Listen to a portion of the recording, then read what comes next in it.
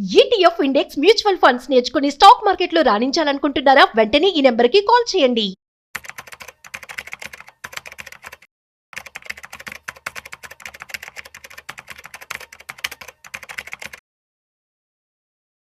నిన్నటితో పోల్చుకున్నట్లయితే stock market అనేది కొంచెం డౌన్ అయింది ఈ రోజు. అదేవిధంగా ఈ వారానికి సంబంధించినటువంటి స్టాక్ మార్కెట్ అప్డేట్స్, అదేవిధంగా ఇవాళ స్టాక్ మార్కెట్ అప్డేట్స్, ఏ సెక్టర్స్ పాజిటివ్గా ఉన్నాయి, ఏ సెక్టర్స్ వల్ల నెగిటివ్లోకి వెళ్ళింది, ఈ విషయాలన్నీ కూడా మనతో చెప్పడానికి ఇవాళ మనతో స్టాక్ మార్కెట్ ఎక్స్పర్ట్ శ్రీరామచంద్రమూర్తి గారు ఉన్నారు. సో వారి మాటల్లో మరింత సమాచారం అడిగి తెలుసుకుందాం. సో హాయ్, హలో, నమస్తే, వెల్కమ్ టు సుమన్ టీవీ. నేను మీ Rajeev Pasupuleti. So let's start. So hi sir, నమస్తే. నమస్తే అండి సార్, ఎలా ఉన్నారు? బాగున్నాను సార్. యా సార్, యాక్చువల్లీ నిన్నటితో పోలిస్తే స్టాక్ మార్కెట్ అనేది కొంచెం డౌన్ అయింది ఇవాళ. ఈ వారం పరిస్థితి ఎలా ఉంది, అదేవిధంగా ఏ సెక్టర్స్ ముఖ్యంగా ఎఫెక్ట్ అయ్యాయి? కొంచెం కాదు సార్, బాగానే డౌన్ అయింది. లాస్ట్ 1 వీక్ నుంచి చూసుకుంటే యాక్చువల్గా నిఫ్టీ వచ్చి 25,149 ఉంది. యాక్చువల్గా ఈ వీక్ స్టార్టింగ్ లో 25,600 ఉంది. సో దాదాపు 400 పాయింట్స్ దాకా డౌన్ అయింది. ఇవాళ ఒకరోజే 200 పాయింట్స్ నిఫ్టీ డౌన్ అయింది. అలాగే సెన్సెక్స్ తీసుకుంటే 82,500 ఆ రేంజ్ లో ఉంది. ఇవాళ 700 పాయింట్స్ ఆల్మోస్ట్ డౌన్ అయింది దగ్గర. సో బ్యాంక్ నిఫ్టీ తీసుకుంటే 56,890 క్లోజ్ అయింది. సో ఇది కూడా 300 పాయింట్స్ దాకా డౌన్ అయింది. సో మేజర్ గా ఆల్ సెగ్మెంట్స్, ఆల్ స్టాక్స్ అంటే మేజర్ స్టాక్స్ అన్ని కూడా ప్రాఫిట్ బుకింగ్ జరుగుతున్నాయి. ఎందుకంటే ఇక్కడ మొన్న ట్రంప్ కెనడా కానీ ఈ జపాన్ కానీ వీళ్ళకి ఈ టారిఫ్ వేయటం అనేది కొంచెం మనకు కూడా ఎంత పడుతుంది, ఇంకా నెగోషియేట్ అవ్వలేదు కాబట్టి సో అదేదైనా ఎఫెక్ట్ అవుతుంది అనేది ఈ వారం మొత్తం కన్సర్న్ అయింది. సో రేపు నెక్స్ట్ వీక్ లో దీని మీద ఒక అవుట్కమ్ వస్తుంది. సో అది వచ్చేదాకా కొంచెం మొన్న జూలై 9th వస్తుందని చెప్పి అనుకున్నాం, ఎందుకు రాలేదంటారు? ఏంటి అది నెగోషియేషన్ అవుతున్నాయి సార్, ఇంకా కన్ఫర్మేషన్ సార్ ఇంటి మీద రాలేదని మన ఫారెన్ మినిస్టర్స్ చెప్తున్నారు. సో ఈ నెక్స్ట్ వీక్ లో అలా ఛాన్సెస్ ఉన్నాయి రావడానికి. సో దాని వల్ల మేజర్ గా ఇక్కడ ఉంది, లేకపోతే డొమెస్టిక్ అంతా కూడా పాజిటివ్ గానే ఉన్నాయి. సో ఇవాళ బాగా రేజ్ అయిన కంపెనీస్ ఏంటంటే హిందుస్థాన్ యూనిలివర్ 4% పెరిగింది ఇది.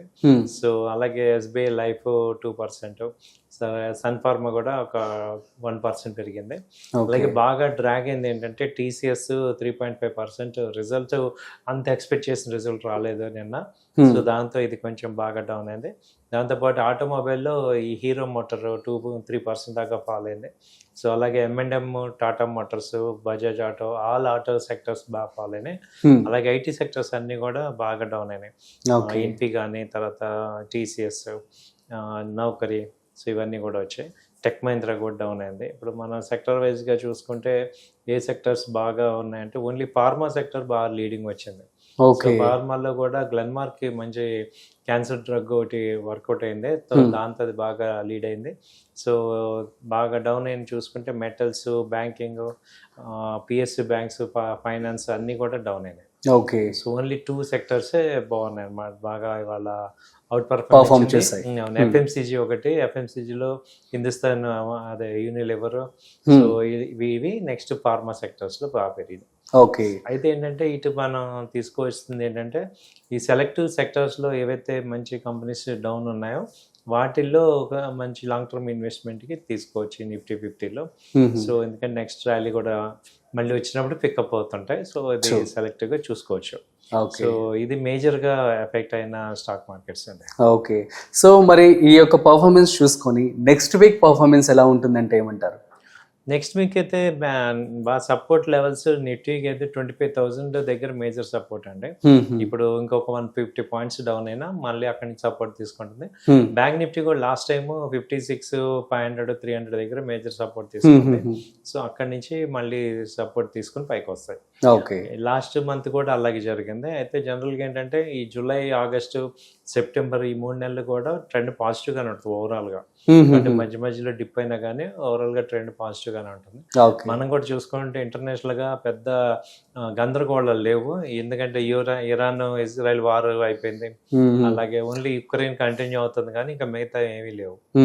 సో కాబట్టి ఏంటంటే ఇవి సెక్టర్ రొటేషన్ కింద తీసుకోవచ్చు.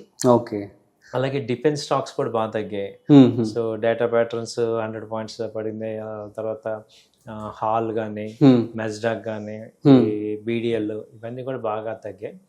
తర్వాత ఇంతకు ముందు ర్యాలీ వచ్చే ఈ బిఎస్సి, ఎన్ఎస్సి, బిఎస్సి ఒకటి, ఎంసీఎక్స్ ఒకటి కూడా బాగా ఫాల్ అయినాయి.